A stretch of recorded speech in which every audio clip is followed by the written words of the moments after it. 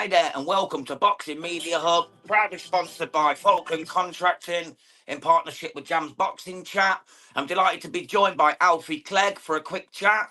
How are you, mate? Are you well today? Yeah, lovely, mate. Thank you very much for having me on. Appreciate it very much. Absolute pleasure, mate. Absolute pleasure. Before we get into your career, I heard a lovely story about you earlier. When you were 15 years old, you dedicated one of your victories to us, and you was awarded something by the Anti-Knife UK. Is that you, or is that a different Alfie Clegg? No, that's me. That's correct. Yeah, that's correct. 9 years ago. Yeah, a long time ago, mate. Do you know what? That was just before I actually stopped boxing. I just stopped boxing just after that, but we'll get to that. Yeah, that was a while ago. We had a tragic loss in Guildford. Daniel Somerville, rest in peace to Daniel him. Somerville. And yeah, I just done a little gesture, and it obviously caught some eyes of some people, and then it went on to being involved with an anti-knife organisation, and they gave me a little award, which was nice. And I tried being involved with anti-knife and stuff like that since. I've done another event for the Cathedral and the Knife Angel recently, raised a lot of money for charity, so that was pretty good. Brilliant, mate. Yeah, it's a lovely gesture, especially at 15, mate. How are you so mature at that age? Most people are carrying blades at that age, and you're actually going against it. It's fantastic, mate. I know. We got to keep pushing. We got to keep doing. But that's also what I'm doing right now. I still do that to this day. I've got my own gym that I run. We're helping keeping teenagers, kids, adults all off the street, away from bad habits, away from alcohol, away from drugs, and away from crime and violence. All thanks to literally a little home run gym that I run in my garden, and we have a massive class. We have people coming in and out from all walks of life, so it's good, mate. It's good. Oh, that's very admirable, mate. Well done, mate. You should be very proud of yourself for that. Thank you very much. SWS Boxing jumped in. He said, yes, Jam, and hi, Alfie. I think you know little Sammy from SWS Boxing. Yeah, Sam's a great lad. Good. I love him. I love his family. They're great people. They are very, very nice people. They've helped my gym grow. They've helped build my gym and be a part of the Alfie Clegg boxing gym. So they've actually helped that quite a lot, mate. Very, very massively. That's lovely to hear, mate, because he's a top lad. He's also said Alfie is the man, great fighter and a top coach. Thank you very much, Sam. He's definitely got a fan there. Right then, mate. So we'll start at the very beginning. We'll start with your pro debut. So we'll start with your pro debut. Get Alejandro Torres, which you won over 4 rounds, winning every round. That was back on the 6th of November, 2021. What was it like to get out there and get that first win? It must have been amazing. Yeah, so it was great. Like I said, I stopped boxing when I was 15, just after 15, 16. I stopped till 2021. So I must have been 21, 22 at that time. So I've only been back boxing in professional 2 years. I stopped for about 6, 7 years. And I'd come back, no amateur fights for 6, 7 years, come straight back into it, coming back for professional because I've always suited the pro ranks. And that was my first fight of being out in years in front of any fans, in front of anyone, and just shaking off the ring rust. But good fun, bit of showboating, bit of dancing. It was good to get in there and have my first professional fight. And he was very game, come for it, swinging. He tried to take my head off, but I just played the skills, done a little bit of showboating, rolling, slipping, all that sort of stuff. So it was a good debut. That was. Sounds like fun, mate. Sounds like fun. And then in your second fight, you moved on. Well, you had a bit of controversy in this one. You were knocked down for the first time, wasn't you? Against Josh Anderson. But wasn't it quite a bit of a higher weight? Yeah. Wasn't it like 124? Yeah, it was crazy. So the whole week, we was like, yeah, he's going to make Superfly. He's going to make Superfly. And then my coach sort of said to me, we've got to put weight on. Yeah, he's going to be heavier. So I started trying to put weight on. I think I must have weighed in like 52.5, 53 kilos. And I give away a lot of weight. I think I give away like 6, 7 pounds. He must have been 56, 57. By the time he rehydrated, he must have been 60 odd kilos. Do you know what I mean? So It was a big advantage giveaway. They announced it as featherweight as well, which is nowhere near my weight. The maximum I should be fighting at right now is flyweight, to be honest. That's my natural weight. And yeah, it was crazy, but we got the job done. Got knocked down. He hit hard, but we worked through it, and yeah, we got the job done. Yeah, you won 39-37 on points, so that was the only thing you done was get that knockdown. You won every round, bar the knockdown. So no. And you know what's funny enough, that whole round, I was boxing, dancing, and in my head I was like, "Cool, why was I so worried?" Because I was worried about the weight and the weight difference. Like, why was I so worried? I said, this is going to be a breeze. And then as I switched off and started talking to myself, he caught me. It taught me not to switch off in rounds and make sure you stay focused, for sure. That's when it happens, Alfie, isn't it? It's when you take your mind off the game for that 1 split second, you don't see it coming. That's when they catch you. 100%, 1,000%. Definitely, mate, definitely. Well, at least you got the win, mate. That's the main thing in that one. Then after 5 straight wins, you came up against Fezan Shahid. And this was Yeah. the only blemish on your professional record, wasn't it, when you had the draw? That's correct, yeah. So I actually come in quite light for that fight. We agreed on it at flyweight. They come in a little bit heavier. Not too much. It was not too much, but yeah, he was a rough fighter. I didn't have the best camp for that, to be honest. Not long after that, I departed from my coach at the moment. My last coach, but he's a great coach. John Edwards, he's a great man, great coach. But yeah, I think we got so comfortable with each other, and he believed in me a little bit too much. We didn't get no sparring for that camp. We had 1 6-rounder sparring going into my first 6-rounder. No studying of the opponent, so it was sort of it weren't very professional going into that fight. To be honest, didn't get any extra rounds, any extra advantage, and I was doing my sessions, but like I said, sparring's where it's at. And yeah, so that was a tough fight. He was good. I think it could have gone my way, but we got a head clash in the last round, split my eyebrow open, and it probably looked like it was a punch. Was a headbutt, but yeah, one of those things. But yeah, it's a draw. Move on from it, and then we've pushed on to bigger things. Fair play. Did you never think about the rematch in that one? Did you never You know think what? about getting it on again just to clear that wrong, right that wrong? Yeah. Do you know what? We're probably listen. All spoke to anyone. I think I believe and I know that I'm the best in my weight. I'm gonna go out and do great things, and yeah, maybe we undo that wrong and go back and chase that up. I'm not sure if what he's doing right now, what he's done. I ain't really checked or saw anything, but yeah, it could be a good rematch down the line, depending how far he's come now.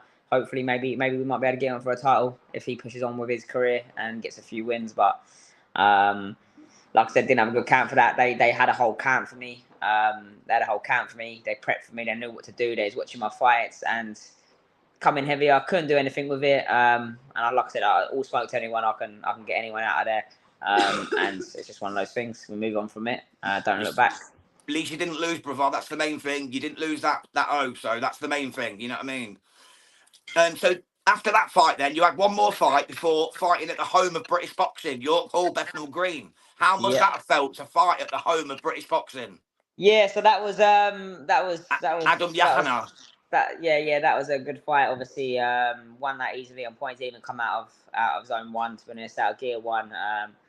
He look at his record. He's got a good record, 25 wins. I think 9 losses at the time, something like that, or 22 wins, 9 losses at the same time, something like that. With a 50% knockout record. So obviously, we took on that. Failed the first round in a power. Didn't phase me. He swings everything into the shots, but we just played the part, done our job, and we moved on. Yeah. Yeah, you won it 60-52. So because you had 2 knockdowns, was it the 9th and 10th? I think, or something like that. Yeah. And it was your first 10-rounder. So magic. Oh, sorry, it was a 6-rounder, wasn't it? That one, sorry. And you won. Adam was 6. The one before it, Said Faraj, was 8 rounds. We stopped him in 3 though. So yeah. SWS Boxing just jumped in and said, great performance versus Adam, nearly stopped him. So yeah, he agrees with you, mate, that you almost got him out of there. It was after that one you moved on to the 10-rounder, weren't it, against Imani Matendo, and that was for the IBO vacant youth world title. That's correct, yeah. So that was the IBO youth world title, which is a great battle. I wish I had it now. I'll show you. I rushed back from the gym to get back for the interview, so I left it at home. I appreciate that. I appreciate you having me. And yeah, that was a tough fight. Listen, that was first 10 rounds. Oh, we just seem to have lost Alfie for a minute. Oh, there he is, back. Sorry, we just lost him for a second there, pal. No, that's all right. Someone started ringing me. Can you see me? Yeah, I've got you now, mate. I've got you now. Yeah, so I went for my first 10-rounder. I had an ankle injury during that camp. I tore my ligaments, fractured a bone in my chipped a bone in my ankle. I was training in a boot for about six weeks. I was training in a space boot. My coach used to call it Xavier Miller called it. He was calling it a space boot. I'd be hitting the bag, pads, everything with the space boot on. So it was a tough camp. It was grueling. It was really, really rough, and we pushed through it. And then something happened due to his visa, which pushed the show back another 4 weeks, which gave me time to actually start running again. So I think that helped because it gave me 4 weeks extra, and I hadn't been able to run for 6-7 weeks, but give me that extra push, and we went 10 rounds, and we had war. But the tank, obviously, my tank pushed on a little bit. He slowed down after 3-4 rounds, and we just chipped him, slowed him down, took him out of there. It was good 10 rounds under the belt. Yeah, you put him down in the 10th as well, didn't you? Put him down on his bum in the 10th. Yeah. So it shows you've got the power still in the later rounds, mate, which is good to know, isn't it, for going forward? That's it. That's what we're starting to work on, is obviously sitting down on the punch. Because I've got the power. Obviously, where I'm always moving, it's hard to generate the power when I'm showboating or dancing and doing the thingy. So we're going to start sitting down on the next coming fights. We're going to start sitting down, showing them the power that we got, because I generate it. I've knocked people out. I've got the highlight roll neck out, dropped people in sparring, got the power to do it. I just got to start just sitting down a little bit and maybe having a little scrap sometimes, Fantastic, mate. I look forward to that. SWS Boxing's just said the IBO Youth champion. What a night that was. Thank you, Sammy. Good, you've had one more fight since that, which was against Valentin Maru. I wanted to ask you about this one. Is he any relation to Florian? I don't know. Do you know what? I don't know. I wouldn't know. Do you know, there's nothing on him. We had no idea who he was. Obviously, he's fit. He's healthy. He had a fight. He's had a few fights recently. They said that he had a fight coming up, which got cancelled just before that. So he was already in camp and he was already fit and ready to go. Good, tough opponent, solid opponent. Obviously fighting out of the UK, which is good to get a win like that on our record, because he's obviously in the UK ranks and climbing the ladder.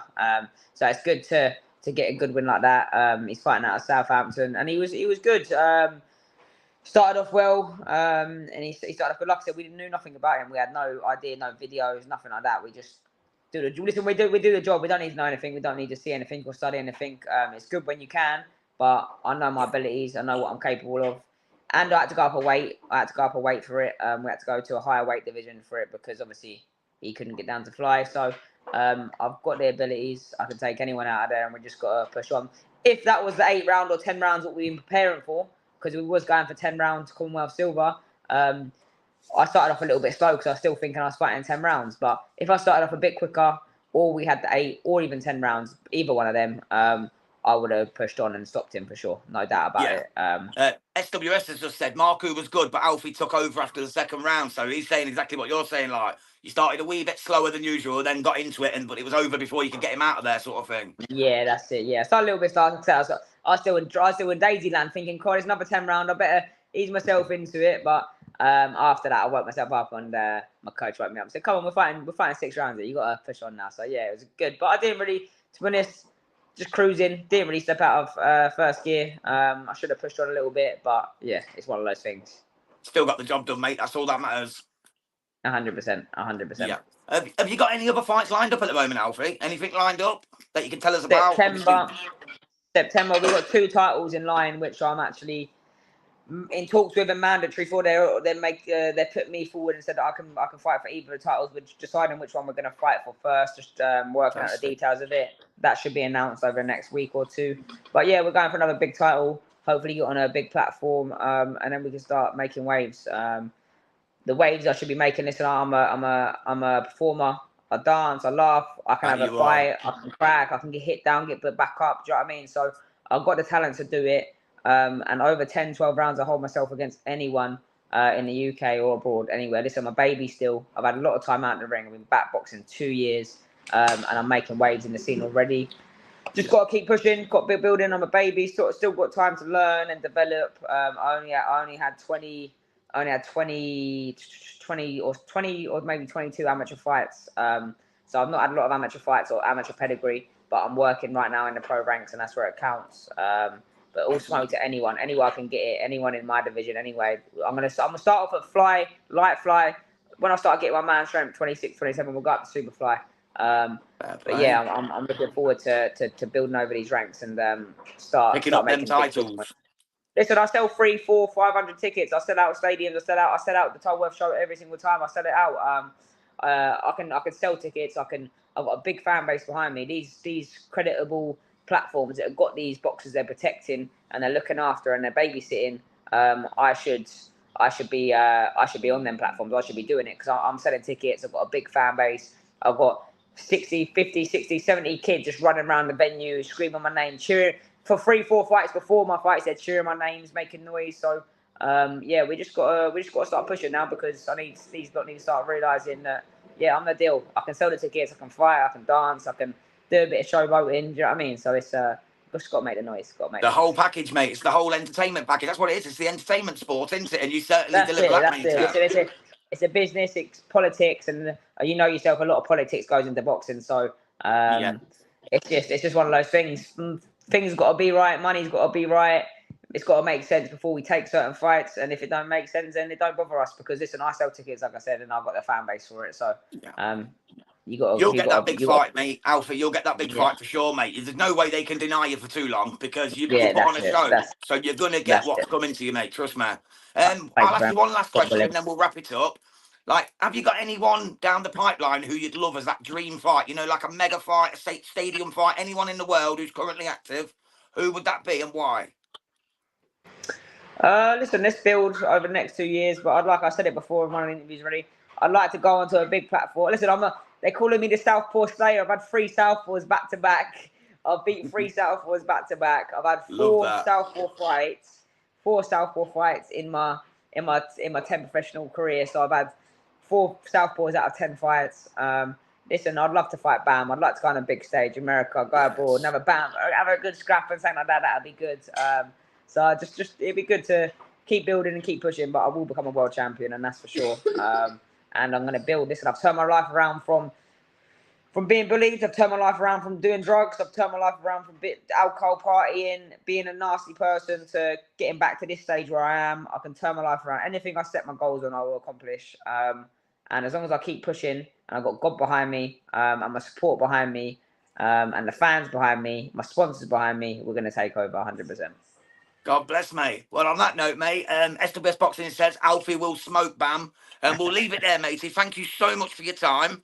And to everyone in the comments, hit him up on his socials, follow his career. This man's going places. He's very, very special. If you don't believe me, just go on YouTube and watch his fights. Trust me, he's got some slick-ass skills, man. So bless you, Alfie. God bless for joining on Boxing Media Hub. We'll see y'all soon. Take care now. God bless.